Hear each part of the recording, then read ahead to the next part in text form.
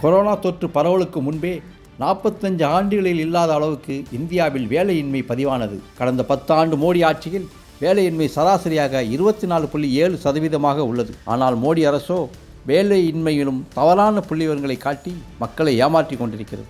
சுயதொழில் செய்பவர்களையும் ஊதியம் இல்லாமல் வேலை செய்பவர்களையும் வேலைவாய்ப்பு பெற்றவர்களாக கணக்கு காட்டுகிறார்கள். சோற்றுக்குள் முழு பூசணிக்காய் மறைப்பது போல் இருக்கிறது மோடி அரசின் இந்த பித்தலாட்டம்.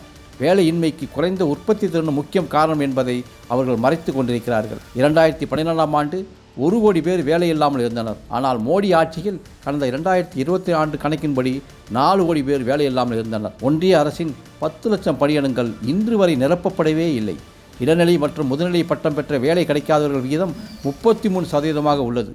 3 இல் 2 வேலை கிடைப்பதே இல்லை. இதன் காரணமாகவே பிஇ படித்தவர்கள் கூலிகளாக வேலை செய்கிறார்கள். PhD படித்தவர்கள் ரயில்வே பியூன் வேலைக்கு விண்ணப்பிக்கிறார்கள்.